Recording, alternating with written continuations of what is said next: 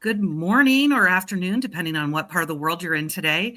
Welcome to our MPSA live stream today to meeting our new board members and leaders of the MPSA. My name is Sarah Henderson. I serve on the Education Committee, and in my day job, I'm Regional Director, North America for MPS Monitor and Nextera. I want to welcome today our newest board members to the MPSA, and I'm going to have them introduce themselves and tell us a little bit about their background, who you are, what you do for your day job. And if we can go ahead and start with Ian, that would be great. Thanks, Sarah. Hello, everybody. My name is Ian Sylvester. I am the General Manager for EKM Global based out of the UK. I've been in IT for about 45 years, managed print for the last 25. I did study computer science, started as actually a mainframe developer back in the day, and then moved to work for several IT technology and solutions providers.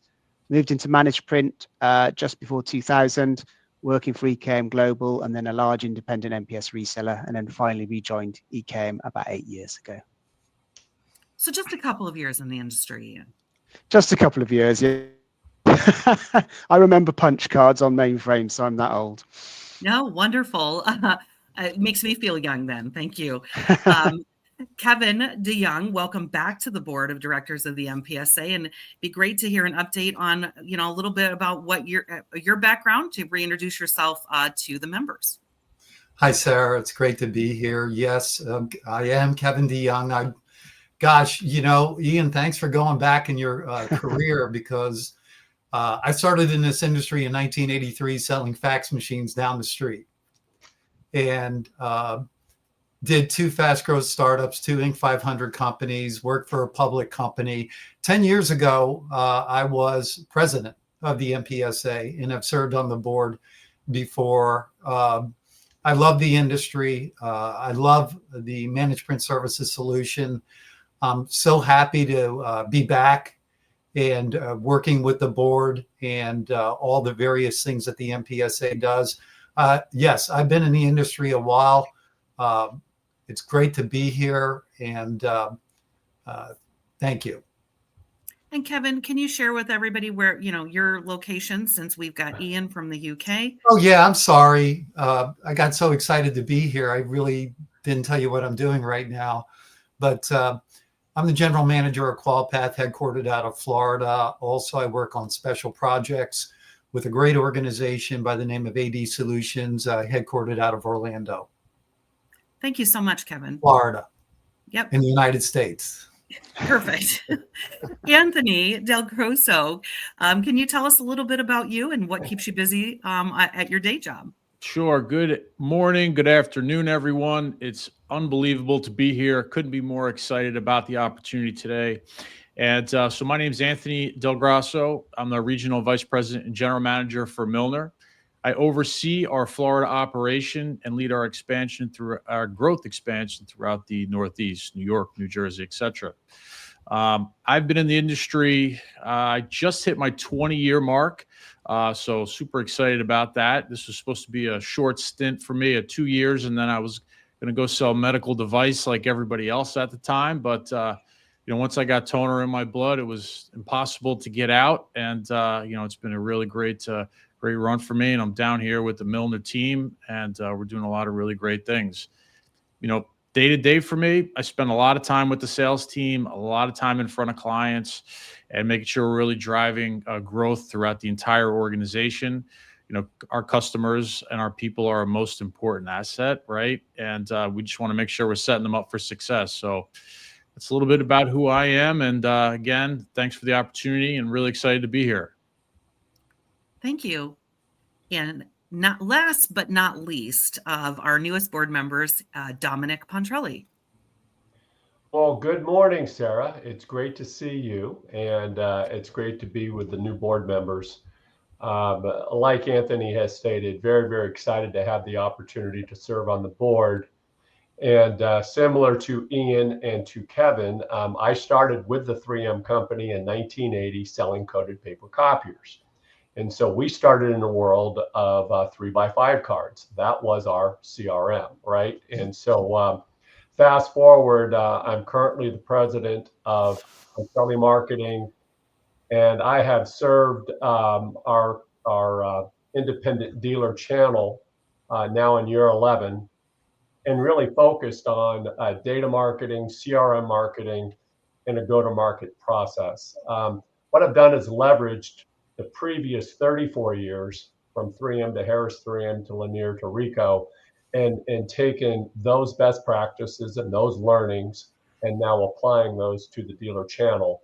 And then lastly, I also serve as the executive director for the BPCA, the Business Products Council Association, a peer-to-peer dealer group in the United States. The BPCA is about 55 years old. They started as 3M dealers, and they went from the Harris 3M to the Lanier to the Ricoh transition from a dealer perspective, as I had through the corporate side of the house. And so I enjoy 30, 40-year relationships with those owners, many of which that are second generation. So that's what's going on in my world currently. And Dominic, you're out of? I'm sorry, I'm out of Atlanta, Georgia. I began my career in the Bay Area in California, and then transferred in 1990 to our Lanier Worldwide headquarters, and have been there for the past 35 years. Wonderful. Our next question, and I'll go in reverse order. So we're going to start with you, Dominic, is what made you step forward to volunteer on the board of the MPSA? Well, a couple of things, Sarah. I've observed the MPSA from a distance, curious about what they do, and what we have seen throughout is a tremendous opportunity in managed print. And so it was actually at an Executive Connection Summit that Eric and I connected 2 years ago, and I shared interest. And then again this past January, we had further discussion. And the more I learned and the more I saw who was on the board, I put my name in the hat and said, hey, I would love to participate. There's great opportunity in managed print in the office environment. There's incredible opportunity in the production environment. So that intrigued me to help serve at whatever capacity the board association felt fit. So I'm excited about it, and that's kind of how it transpired. Anthony? Yeah, similar to Dominic, I met Eric at one of the Executive Connection Summit. I don't know if it was last year or the year before. I definitely saw him last year. And he was telling me all about the organization, and, it became something I was very, very interested in. And, for me, it's about really shaping the future of the industry. I've had the opportunity, much like you folks on the call, to grow up in the business. And I wanted to really bring a perspective that bridges both the print side, whether it's managed print, production, office print, to marry it really to IT and cybersecurity and where the future's going. Joining the board, I just saw it as an opportunity to really contribute to the conversation and make sure we're moving forward as a community and really seeing that fusion as business has been evolving. So that's really how I saw it, and really why I wanted to get involved. Thank you. Kevin? Well, first of all, it's a privilege and it's an honor to be on the board. And I can't tell you how happy I am to have that role. The Managed Print Services Association over the years, for me and for many others, has represented a great networking opportunity for its members. What I would say to anybody that's looking at this, I'm on the board because I love the MPSA. I love what it does. When you think about it, you have infrastructure providers, software companies, OEMs, resellers, analysts, leasing companies, you name it. The entire ecosystem is involved in the Managed Print Services Association. To get involved, I'm going to join the Standards and Best Practices Committee. That's been my first love. But you have the Education Committee, the Standards Committee, the Marketing Committee, et cetera. And no matter how long I've been in this business, what I've learned is how dumb I really am. you continually learn, and the membership in the MPSA teaches you. You collaborate, you're able to exchange ideas, get better at what you do. So it's such a wonderful example of an industry coming together and supporting a particular discipline and each other.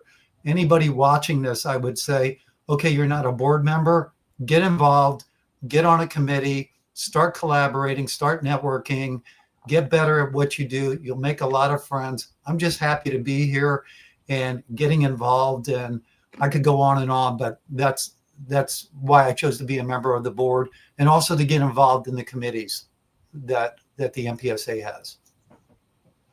Ian. Thank you. Well, echoing everything that everybody said before, really, I'm honored to be on the board and excited to be part of this, and really to help shape the future as well. My first half of my career was all IT, building data centers and servers and security, and then I think I moved into MPS, and I think it was Anthony said, but toner's in my blood, and so I'm very excited to be here and be involved in all of this as well.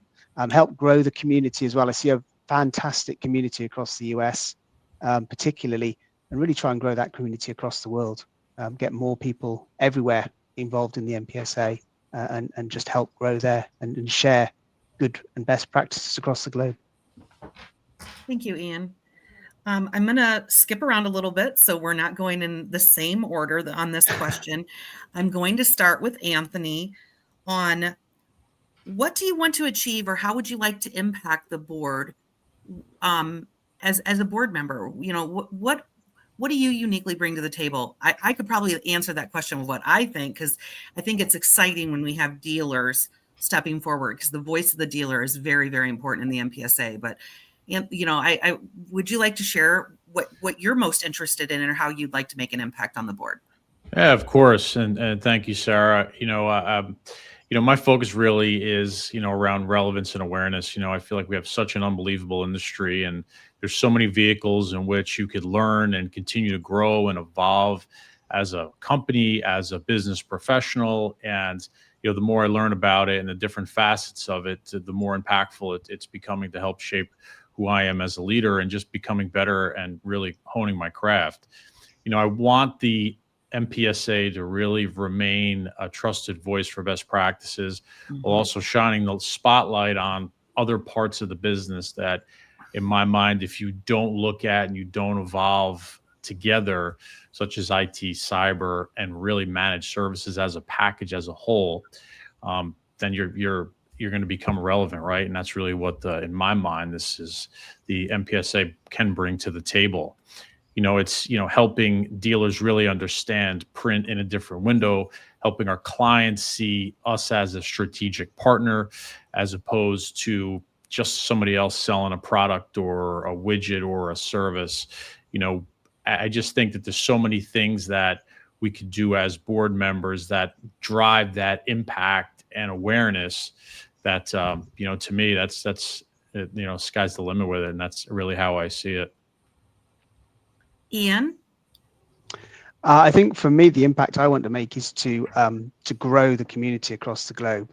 I come to the US 2 or 3 times a year. I see an amazing community of MPS resellers, software providers, manufacturers in the US, and I feel we don't quite have that across the UK, Europe, and places like that. And I'd really like to see us bring some of those practices to the UK to have more awareness, more meetings together, really, just to share like-minded ideas. So I'm really quite keen to help grow across the globe for the MPSA. And I know we've got quite a few members outside of the US, but the majority of them are still in the US at the moment. Thank you. Dominic? So there's a number of things, and it's interesting because Kevin brought up the ecosystem, right? And my role today predominantly is the use of data to drive sales and marketing plans and execute on whatever the strategic initiative is, right? So MPS is a huge opportunity, and dealers today are not taking advantage of their own data to go after existing existing customers and prospective customers, right? Tools are out there. The DCEs are there. MPS Monitor, right? It's a global offering. And so, so there's a huge opportunity there. And with my experience on the data side and bringing that data to life, I think that's first and foremost. Secondly, Ian just brought up the global piece, right? And to share on a global basis. And again, I've had global responsibilities, truly worldwide responsibilities. And it was always, well, we're different in the UK, or we're different in France, or we're different in Italy, we're different in Australia. And at the end of the day, yes, the cultures are different, but the business issues are very much the same. And so to spread that wealth and to have a global community to spread that wealth, that is also very intriguing. The third piece would be, I'm going to be on the Marcom committee, and it's what Anthony touched on, and it's the awareness, right? Mm-hmm. It's the piece of, we do have a certification process. So in the first X days, X months, I'm going to learn, right? I'm asking a ton of questions, because what does the MPSA do, and what are the benefits, and what does good look like, right? Why should a dealer join, right? And so we have a certification process that would be very beneficial for the majority of dealers out there who don't necessarily have a succinct process in place or a succinct program in place, right? And then be able to provide more case studies. And again, as we spend more time in the production environment, huge opportunity. There are specific applications, there's models, there's processes. So for the MPSA to be able to share that information, but we have to be able, from a Marcom perspective, to be able to deliver that messaging out to the community to make it more attractive for more dealers to join. Thank you, Dominic. I'm looking forward to your work on that. I was a former Marcom committee member way back in the day, and I think it's just really important to hone those messages as the MPSA continues to grow. Kevin?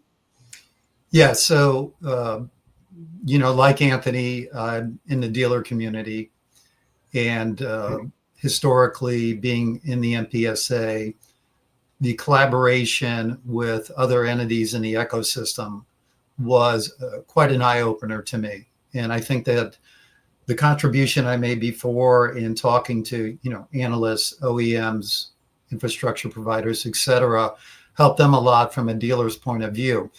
Being in a competitive environment as a dealer, you sit there and you get a different look at the industry, because you begin to understand that sharing ideas with each other not only makes you better, but it makes others better. Educating others on how to do this particular solution properly, asking again and again and again, what is MPS?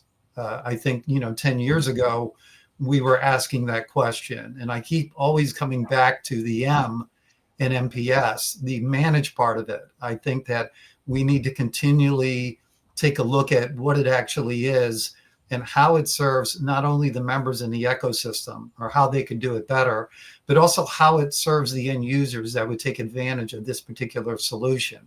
So, just working with everybody, collaborating and getting involved is what I want to do, because I found that sharing information, when you give, you get.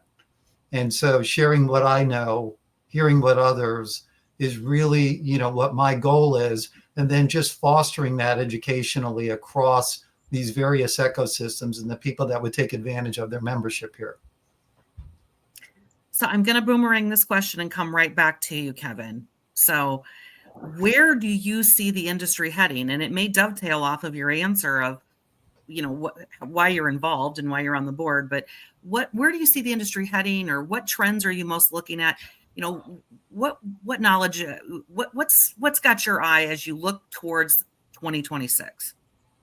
You're asking me? Yes. Well, big picture, very curious about AI's impact on businesses, particularly office workers, particularly print.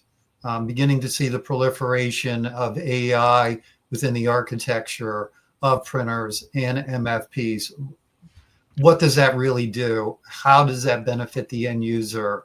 What can we glean from that? That's something I'm very curious, and I would ask or provoke the management services to investigate more thoroughly so that the members of the MPSA can understand where that's going, how that impacts end users and the people within their organizations. I think what the MPSA has always taught me is that this particular solution, how does it impact the actual organizations that utilize it? Number one, because you have to deliver a service that has value.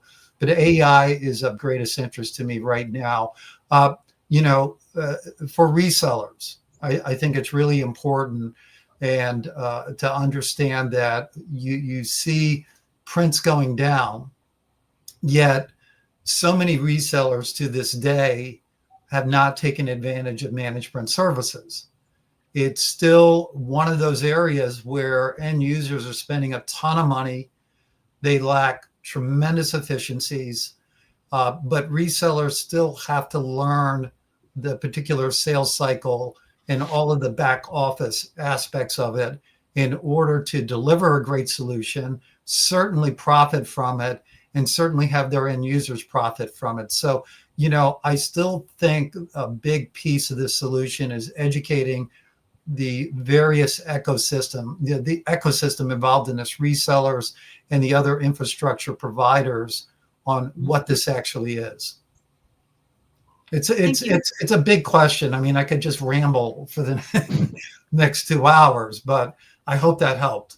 No, it does. And I remember we, as a board, I was secretary to the board when you were president just a couple years ago.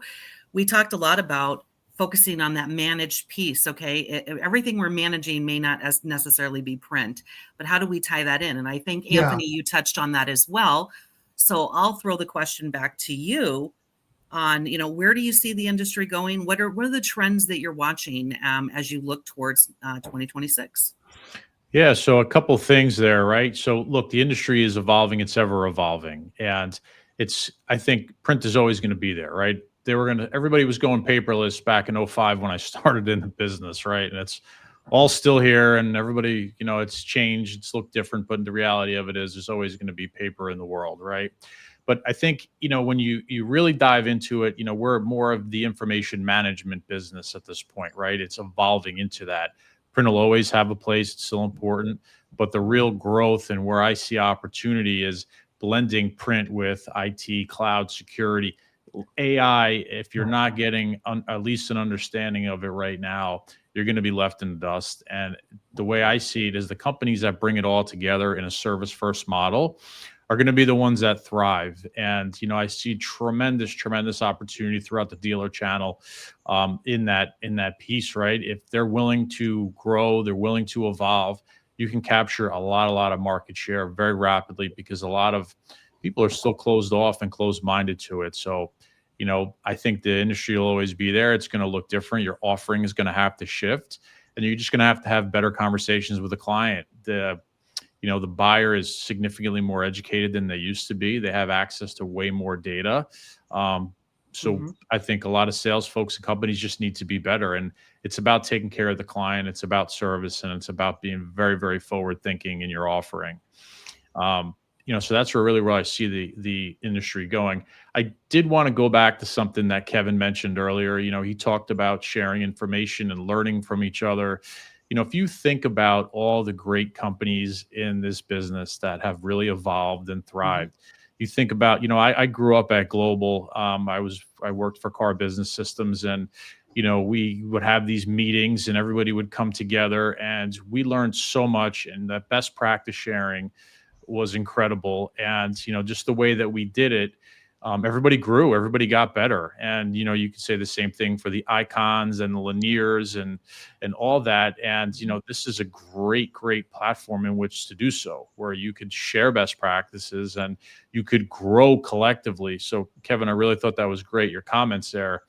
But, if you think about it again, all these organizations where they developed incredible leadership, they've had wild success. It's really about growing and learning from each other, not trying to figure it out on your own or trying just to take the straight path or not evolving.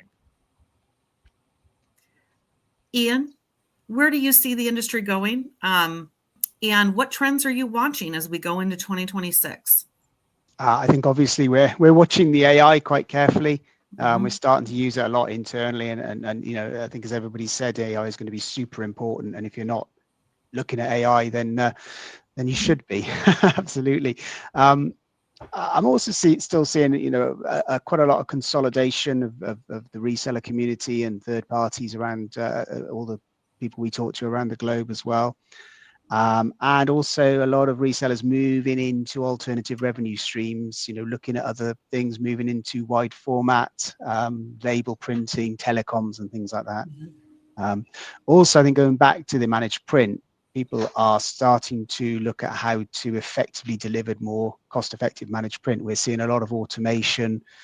We talk to an awful lot of our customers about how are you going to automate? How can I change just a little thing so I do 3 clicks less to order a consumable, because over a period of thousands of those, that will reduce the amount of time that your people are doing. So we're seeing alternative revenue streams, more automation, increasing the efficiency really across the marketplace, really just to drive your costs down, but to find alternative revenues as to integrate AI into everything as well.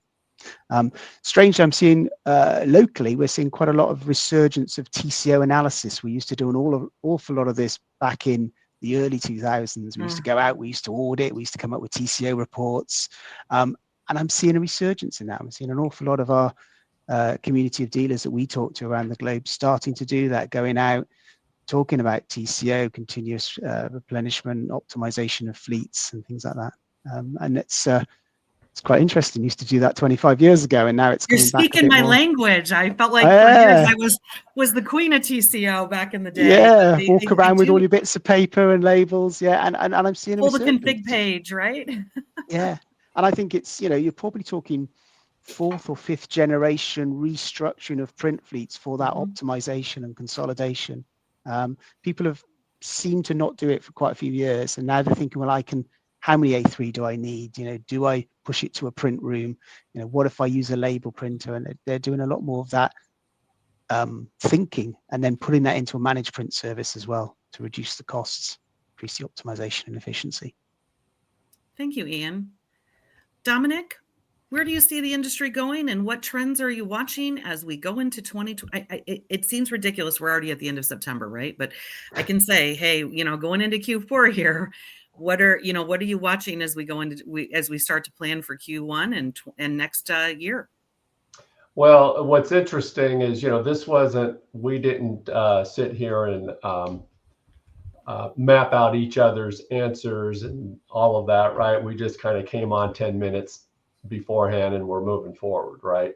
Ian, what you just said, my note here was there was a saying starting with the 3M company in 1980, and the saying is the old is forever new. And as you're talking about TCO and everything else, the old is forever new. And in 1995, there was a group called Lanier Professional Services, and we partnered up with HP. We were the copier guys, they were the printer guys.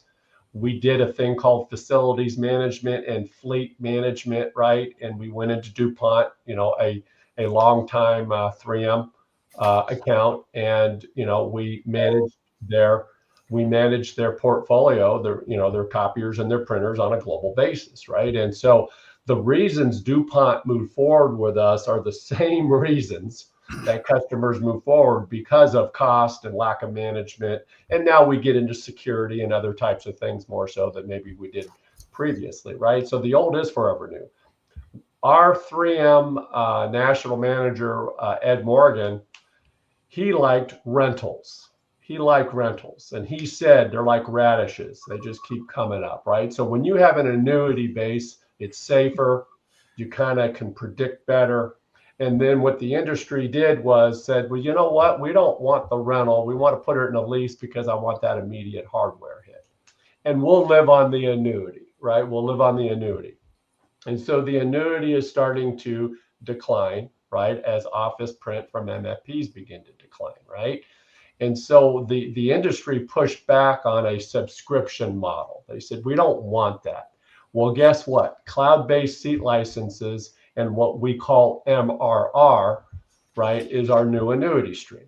That is inevitable. And so the channel must embrace that, right?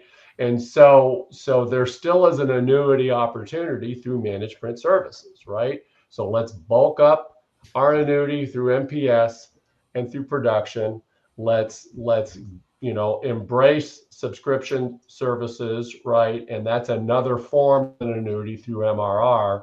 And that really is what we're seeing as a trend. And we're not going in reverse, right? We have to learn how to deal with subscription services. And I think the dealers who do that early on are going to be the ones that lead the way. Thank you, Dominic. Sure. Hey, Sarah, Yes, do you mind? I'd just like to just comment on something absolutely. Anthony said, Please do. which really struck a chord with me. It reminded me of something very important. So when Anthony was answering the question, he articulated that, we manage information. And I think, notwithstanding TCO, which is still a critical path in this industry and very important, when I entered this industry and to this day, I always focused on that particular aspect, the management of information. And as a sales rep, when I started, we were focused on what are your most important documents? What is on them? What is the document flow? How are they created? What's on them? Where did they go? How are they processed? Et cetera, et cetera. Now, I will tell you, I think that's been lost in today's industry. Very few organizations, very few sales organizations are focused on that. Yet, to Anthony's point, I think as a reseller, if you follow the information in these organizations, prospective or current clients, you will have a future. Because if you pay attention to it, see how it's processed, you will come up with solutions in order to help your customers. So I just wanted to kind of underline that because at the end of the day, Anthony's absolutely correct. We help our customers manage information, and we try to do it as efficiently as we possibly can. I just thought that was such an important point that he made. Thank you, Kevin. This is an open conversation, and this is what I love about the MPSA most, is the collaboration and sharing of ideas and bringing people together to get better. Yep. And we're going to wrap up today with our fifth and final question and kind of switch a little bit to you as a person. I think all of us on our LinkedIn profiles or out there professionally, we're really good about talking about what we do in our day-to-day lives and our professional capacities. And we appreciate you guys all bringing that professional capacity and all of your experience and perspective to the board of the MPSA. We are a volunteer organization, so stepping forward in this role, I want to say thank you. I know our members say thank you, but we'd like to get to know you guys a little bit more outside the business world. So what makes you tick as a person, or what is something unique or interesting that you do outside of the professional world that you'd like to share with the membership in the audience today of this live stream? I'm going to start with Dominic. Oh, thank you, Sarah. I very much appreciate that. I know you can handle any tough question. So I'm going to blur it. I'm sorry. I'm going to blur because at my stage, 45 years in the business, 67 years old, right? Perspective has changed. And from corporate and climbing and titles and all the power and all control and all the rest of the stuff, right? Things have evolved. And I in working out of the house, right? And so what makes me tick is mentorship and serving, especially younger generations. And I could use Anthony as an example, right? He and I spend time together, right? And I want to give him everything I have, and whatever's relevant for him, take it, right? I have a son, 23, in the business. He's a Gen Z. He's pulling his hair out right now because, and we know why, because we're not integrated automated data, what Gen Z grew up with. Mm-hmm. And so we're building through AI an integrated automated sales process through a CRM and using data. And so what a joy that is. It's incredible, right? But it's mentorship, it's leading through, again, what you've learned over the years. So one of the things that, as we talked about the evolution of this industry, it is up to, I mean, Gen X, they're getting old already, right? Millennials, we spend all this time with millennials. Well, they're turning 40. We're not talking about Gen Z, who's going to really lead the way here with automated integrated data, and it's going to force us to make the changes that we need to make, right? So whether I'm an avid golfer, I belong to a men's group, but we have different conversations now in the golf cart, right? We have deeper conversations, right? And how can we become better, right? Whether it's working with a dealer, whether it's working with a son-in-law, it doesn't matter. The messaging is kind of the same messaging from that perspective, and so that's kind of where I'm going. I hope I've answered it okay, but You know what, Dominic, going. You are a mentor. You've been a mentor to me in my career. So if that is your mission, I think you're definitely accomplishing it. Right. And I say it with humility, right? Yeah, I'm opening up and sharing, but it's not a know-it-all. I'm here to learn every second. Believe me, my children will tell me I need to learn, from the technology perspective, right? But blending the two has been awesome. It's been awesome. So okay, I'm going to jump to Kevin. Something about you or what makes you tick that you'd like to share with the membership that's not necessarily the day-to-day business. Oh, man.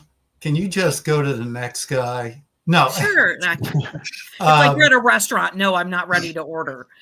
So Dominic touched on some things that are very important to me. I'm 66 years old. I started in the industry in 1983. The longer you're in it, the longer you're in it. And just like Dominic, I have earlier in my career climbed the corporate ladder, very aggressive. All of those different things you do when you're younger, you want to test your limits and understand what's possible. Sometimes in those journeys, you find your limits by breaking yourself. You just you find out how far you can go. However, these days, I've had a great career. I'm very grateful for the journey that I've been on. And I take great satisfaction in working with anything from a neophyte rookie sales rep to a sales manager that's struggling on how to manage people, to working with executives on how they would ponder a particular challenge within their organization. It brings great joy to me to be able to share ideas and maybe perhaps provide some solutions for all of the above. I am a father to two sons, 35 years old and 33 years old. And they're great boys, and I'm very proud of them. I'd like to invest, and one of my passions is teaching the younger generation on how to properly invest for their future. What I've found within academics is we get a lot of education on how to do a particular thing, but nowhere along the lines are we teaching youth how to properly invest for their future and what the necessary steps are for when they reach my age on how to be comfortable and how to enjoy, the rest of their life. So that's a pet passion. Weakness is I'm a Miami Dolphin fan. And so, I will admit that openly. Listen, That's a if bad you deal. out it, Bad deal. if you out it, you own it. If you don't out it, it owns you, right? So I'm outing it. Valid point. But I'm loyal, clearly. But that's a little bit about myself, and what hopefully that helps you know a little bit more about me. Thank you, Kevin. Ian? Well, for me, I think I echo over that. I absolutely love leading my team here at EKM Global. It's almost like an extended family here. We're not the biggest company in the world, so we are quite close, and a lot of us have been working together for many years. In terms of my personal life, I have 4 Gen Zers. They drive me insane, but I love them to bits. They use technology, but they don't understand it a lot of the time. They're great, Dad, why am I doing this? And I'm just tearing my hair out with them because they use it. They just take their smartphone, they do something, they don't understand what's happening in the background. So I keep trying to get them to learn. You'll notice I've got headphones on. This is because one of the other things we've got now, the children have all moved out. We've got 3 dogs. I have to use my headphones, otherwise they think there's people in the house and they start running around and barking.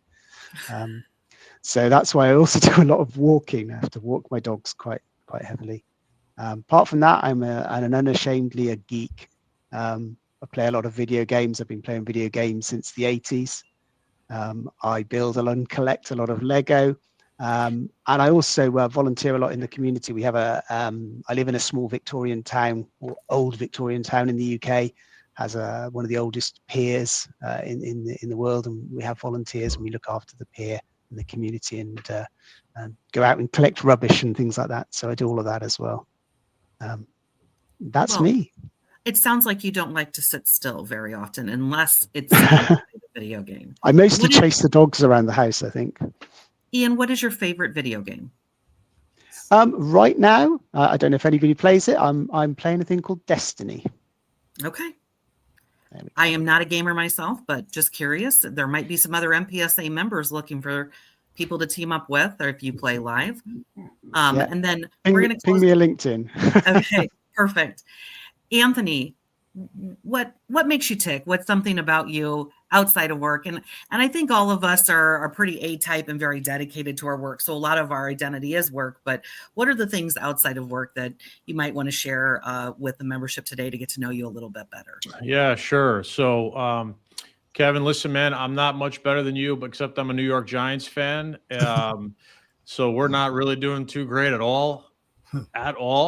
But that's okay because I'm an avid Yankees fan, and we're going to win the whole thing this year. I'm saying it right now here so everybody hears it. But outside of work, look, I'm a big family guy. I come from a large family. My wife married my wife, Leah, and I have 2 boys, 14 and soon to be 11. And, man, do they keep me grounded, which they're both nuts and 2 very different people. I'm big into sports and fitness. I love supporting causes that really are near and dear to my heart. Since joining Milner, we support a lot of veterans, and the more I learn about it, the more I get behind that cause. I think it's unbelievable, and everybody should really be obligated to doing that just because they do so much for us. I'm involved in a lot of community with the YMCAs.